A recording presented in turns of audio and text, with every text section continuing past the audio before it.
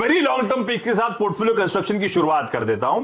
तो very long term वो हमारा टेस्ट मैच वाली पिक्स जो लंबी अवधि के लिए पोर्टफोलियो में रखना है। एक्सपर्ट्स का उन स्टॉक्स के साथ भरोसा है और आज नहीं कल नहीं आने वाले कई सालों तक एक बढ़िया कंपाउंडिंग स्टोरी शायद बन के ये स्टॉक्स उभरे। दीवान सर आपके साथ शुरुआत, पहला स्टॉक कौन सा, ये टेस्ट कैटेगरी का? जी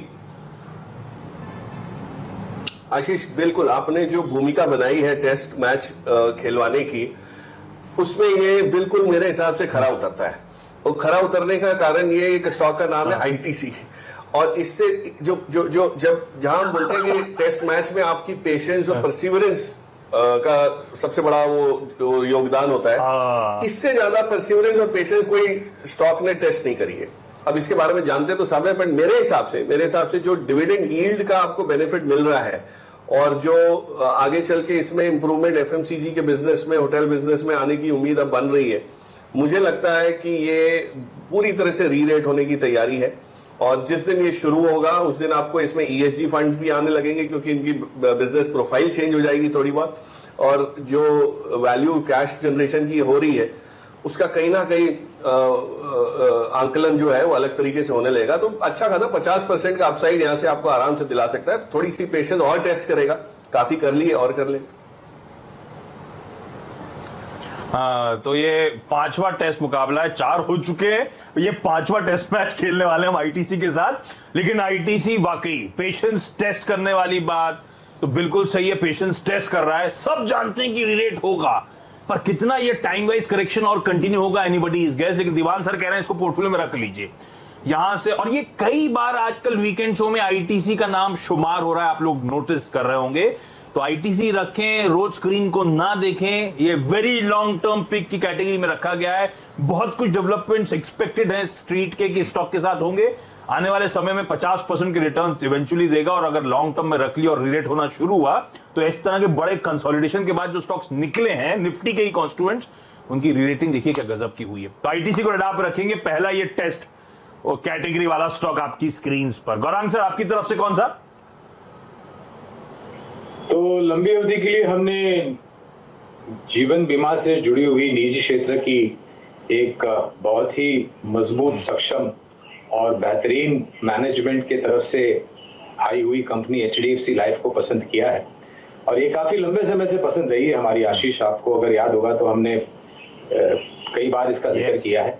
और हमारी ये उम्मीद है कि जिस तरीके से अब बदलाव हो रहा है, लोग जीवन बीमा के लेने के लिए उत्सुक हो रहे हैं, और एक जरूरतमंद चीज अपने परिवारजनों को आने वाले भविष्य में किसी भी अनिश्चितता का सामना करने के लिए अगर आपको कुछ हो जाता है तो उनके लिए आप ये काम करके जाते हैं। न्यू इंश्योरेंस प्रीमियम की रन रेट आने वाले समय में बहुत ही बेहतरीन तरीके से ऊपर जाएगी और इनका मार्केट शेयर भी बढ़ेगा। लंबी अवधि के लक्ष्य हमने जो निर्धारित किया है वो करीबन 950 का है एचडीएफसी लाइफ।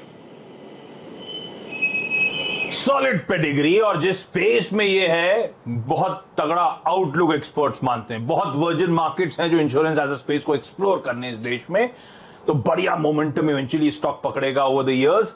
तो ये वेरी लॉन्ग टर्म पिक की कैटेगरी है जिस पे अभी बातचीत चल रही है। आईटीसी के बाद एचडीएफसी लाइफ आप लोग की स्क्रीन पर। मैं सम अप कर दूंगा, रैप अप करूंगा शो के आखिरी में। अभी अमरीश सर के पास जा रहा हूं उनकी तरफ से जानने के लिए ये टेस्ट मुकाबले में कौन सा खिलाड़ी उतार रहे हैं। अमरीश सर कौन सा है? मेरा स्टॉक है भारतीय एयरटेल।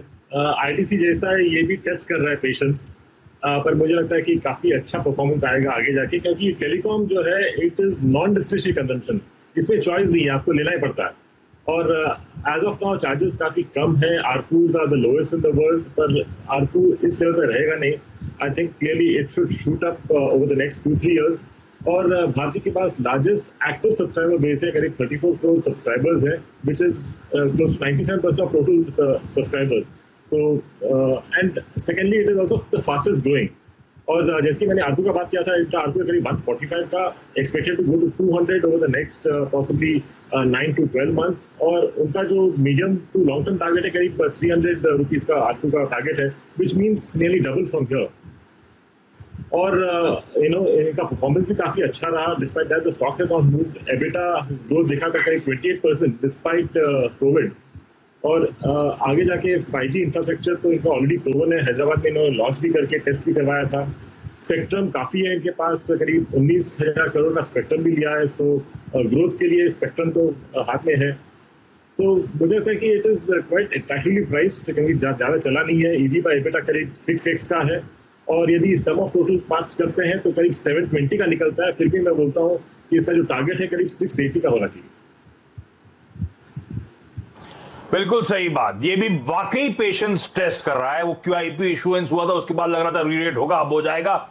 इतने समय से ये 500 से 600 के बैंड में कंसोलिडेट करता हुआ आपको नजर आ रहा है, लेकिन चलेगा। और मोटा मोटी ये टेलीकॉम के बाजार इस देश में डुओपोली मार्केट हो चुका है और बहुत बड़ा बाजार है, इसीलिए भारतीय जैसा स्टॉक आप पोर्टफोलियो में रखने की जरूरत। पेशेंस टेस्ट कर रहा है ये भी, लेकिन ये वेरी लॉन्ग टर्म पिक्स वाली कैटेगरी में है, रखिएगा पोर्टफोलियो में। इवेंचुअली अच्छी कंपाउंडिंग, अच्छे रिटर्न्स स्टॉक देके जाएगा।